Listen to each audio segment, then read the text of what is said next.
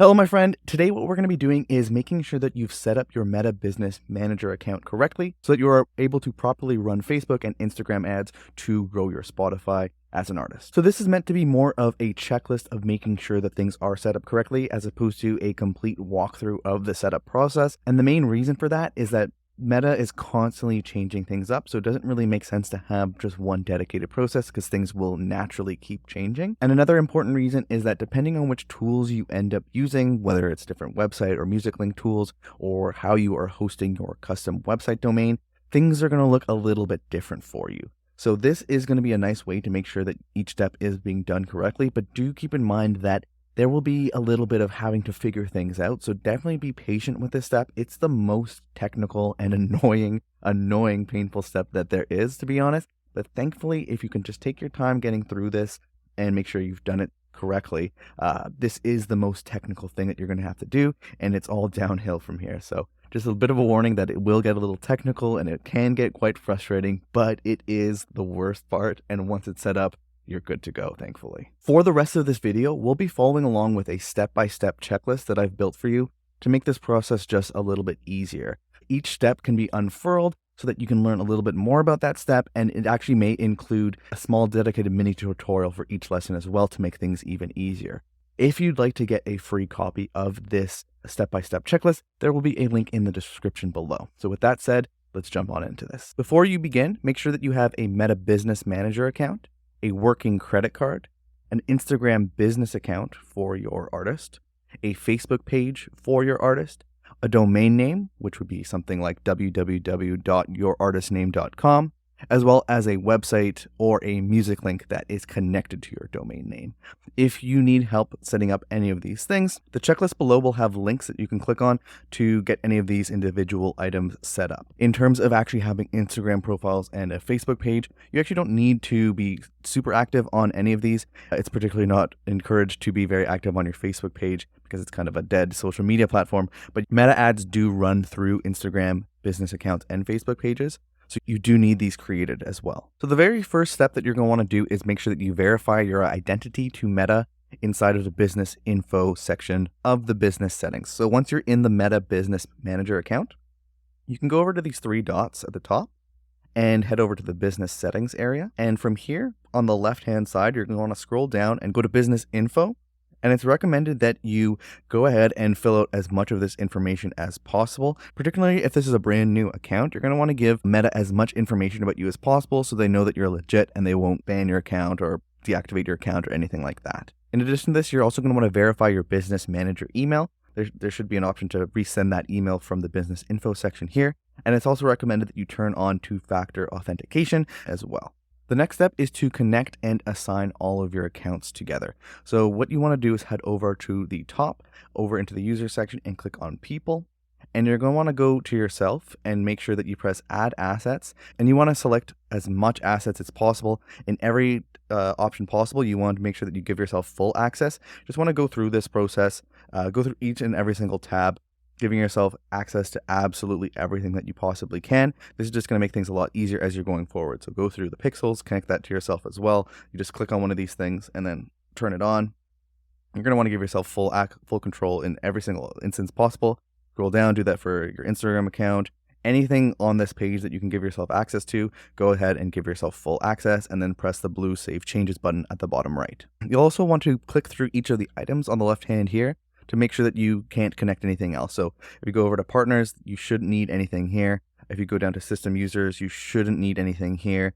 Over in the account section, you'll want to go to your artist profile and press add people and make sure that you are connected as well. So you can go here and give yourself full access as well. If you don't already have access, you're going to want to scroll down to the ad account. And if you do not have an ad account yet, you'll want to press the blue button to create one. And once you do have an ad account, you're going to want to click on that ad account and make sure you go over to connected assets and assign any assets that you might have here. And in addition to this, you are going to make sure that you are listed under the people as well. If you are not, you can go ahead and press add people to connect yourself to the ad account. We want to continue scrolling through everything. If there's nothing set up here, create business asset group, you can skip that. Apps, you can skip that. Instagram accounts, you will want to make sure that you click on here and that you have your Instagram account added. If you do not, you'll just press the add button and you can go ahead and connect your Instagram account right through here. And once you do have it, you'll want to go ahead and make sure that you are connected under people. You're going to want to go to connected assets and make sure that you connect the ad account here. So you can just go add account, select the ad account that you are using and press add, and you'll connect the Instagram account to the ad account. WhatsApp account you do not need to do at this point in time, but if you do have a WhatsApp account connected, make sure that you go ahead and assign it. After going through this process and making sure that you have a Facebook page connected, an Instagram page connected, an ad account connected, and they're all connected to you and they're all connected to each other as much as you possibly can, you can then move on to the next step. So step 3 is to set up, connect, and install your Meta Pixel. So it's important to note here that you only need one pixel per artist or band, and you do not need to create a new pixel for each song, release, or new tactic that you're trying. The main way that I would really try to explain this is, say if your name is Artist A and you are trying some new Facebook ads methods that I'm teaching, you would use that one pixel. If you then go and you learn some new tactic or something like that on YouTube and you want to try how they're doing things, you would still use that one pixel. The idea is you want to have as much data as possible on that pixel, because the more data on that pixel, the more that Facebook's creepy learning algorithm has to learn and use that data to find the best result for you. The example that I'd give where you would want to create a new pixel is, so you say you have that pixel for Artist A. If you then decided to open up a cookie shop, you would create a new pixel for that cookie shop because the data would be so different. The type of customer or the user for your artists would be very, very different from the people that would be buying cookies. So you'd want a separate pixel for that. So what you're going to want to do is head down to the data sources section over here and then click on pixels. So if you have no pixels in this area, you can simply create one by pressing the add button here and then following the steps that Meta is going to show you. If you have several pixels, perhaps you're running multiple different ad accounts, or something that I've seen a lot more often is you might have just been doing a bunch of different tests. What you'll want to do is identify which one you actually want to be using going forward for all of your Meta ads for your artist. And if you've been running any ads before, I would use the one that you already have some data on, or else just simply pick one that you'd like. What you can do is, if you have multiple of these, is on the top right, you can go open in Events Manager. And then what you can do is click on the little pencil icon by the pixel name, and you might want to just type something in like this, like do not use, because it's not possible to actually delete any pixels, unfortunately, but you can rename them. So with your pixel created or your pixel identified, what you'll want to do is go to add people and make sure you connect yourself to this pixel. And you'll also want to go to connected assets and make sure you connect your ad account to this pixel as well. From this point forward, if you do not have the pixel installed on your website, what you're going to want to do is make sure that you actually install your Meta Pixel on your website. So there are 3 ways to do it. You can install the actual code manually, or you can copy the pixel ID, which you can see right here, and then paste it into your SmartLink service, or you can use something like a partner integration to install the Facebook Pixel for you if that's available. In most cases, what you're going to want to do is simply copy the pixel and paste it into your SmartLink service. Each SmartLink service is very, very different in how they approach this. So what you'll want to do is just follow their steps, take the time to slowly figure that out, follow their instructions, and make sure that you get the pixel installed. When the pixel is installed, beside the pixel name, you'll see that this is green instead of gray, and you'll know that you've set it up correctly. So the 4th step is to verify your custom website domain. So this can be a bit of a complicated process. So in the step-by-step checklist here, if you click on step 4 and unravel it, there will be a dedicated lesson that you can find right here that will show you how to set up a custom domain. So you're just going to want to go through this. It actually goes through the process of showing you how to pick a custom domain, and then actually the process of verifying your custom domain within Facebook. Back over on the Meta Business Manager side, you can find the domains over in brand safety, and then by clicking on domain. And what you basically want to get to is having your domain in here in this section, and then having the word verified underneath, or over on this side, the nice green verified. And what you'll want to do is, once this is connected, is go over your connected assets, make sure your page is connected to it, anything that you might need to connect to it, press add assets and add it in, and then you should be good to go. This can be a bit more of a technical setup, getting this done correctly, so please be patient. Follow through on the process that maybe your music link has, or follow the tutorial that I've included for you. But once you have your domain connected to Facebook and it has been verified, you're good to move on to the next step. So step 5 is to set up your conversion events. So this can, again, be a little bit complicated, or it can be super simple depending on what music link tool you're using. Some music link tools, as soon as you put in the Facebook pixel, will automatically create the conversion events for you, and some you'll actually have to do a bit of manual work. So to help you with this, if you unfurl step 5 in this step-by-step checklist, there are several different mini lessons in here for you. So if you need to manually attach a conversion event, I actually show you a really cool way in which you can, from the Facebook Events Manager, you can actually, as you can see here, open up your music link, and then just by clicking on the button, you can attach a certain event to that button. So definitely go through this lesson if you need to create the event manually. And then either way, whether you do it manually or if your Music Link tool sets it up for you, what you're going to want to do is head over to the Events Manager and set up aggregated event measurement. This is just a small step that needs to be done, and there is a mini tutorial in here to show you how to do it. Essentially, you need to go back into the Events Manager, click on aggregate event measurement, and then as you can see here, there's a step-by-step guide on how to set this up and set up your events. And then step 6, an incredibly important step, is to confirm that your events are firing properly. So in the step-by-step checklist, if you unfurl step 6, what you'll be able to see is a mini lesson to show you how to make sure that your events are firing properly. Essentially, you go over into the Events Manager, and there is a dedicated test events function that you can do where you can open up your page, click through on the Listen on Spotify button and any buttons that you have on that Music Link page. And then back in the Events Manager, it will show you when an event is received. So you want to make sure that you go through this process and that when you open the page, a page view is processed.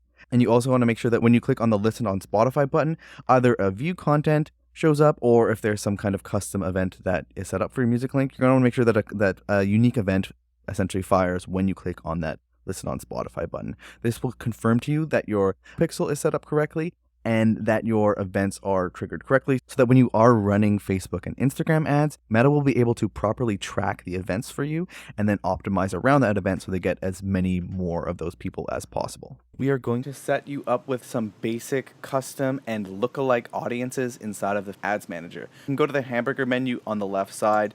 It's called All Tools. It'll open up, and if it's not in your shortcuts, you could scroll down to Advertise, and a few posts in, you should see audiences, and you can click into it. So this is the section where all of the audiences that you have saved are located. And there's 3 different types of audiences. There's the custom audience, the lookalike audience, and the saved audience. There's also something called special ads, but that's if you're doing weird political stuff or anything kind of funky, so you don't have to really worry about that. Saved audience would be things like if you set up specific artists and genres, maybe some different demographics like age and whatnot, and you wanted to save that so you could easily add it to your next campaign, you can do that. The custom audience is people that have already interacted with you, so it could be people that interacted with your Instagram or your Facebook or your website or any previous ads. You can create custom audiences for all of these.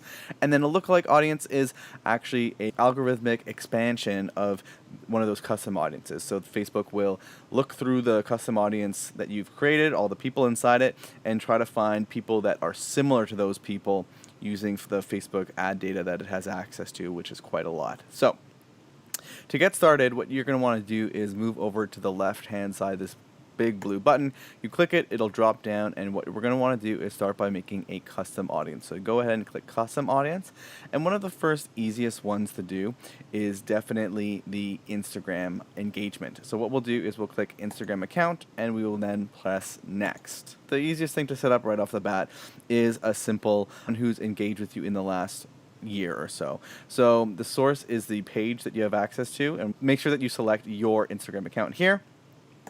And then there's a bunch of different events that you can do. People actually visit the account profile, people that clicked with any ad or post, or you can do anyone who's engaged with the account. I think that's a good place to start. And you can do up to 365 days. You can make this just 30 days. You can make it 2 months, 3 months, whatever you want. Let's leave it at 365 days. Then all we're going to do is we're going to name this audience IE engagement, a dash, and then say 365D. So we know that it's Instagram engagement audience and it's from the last 365 days. And we will just press create audience.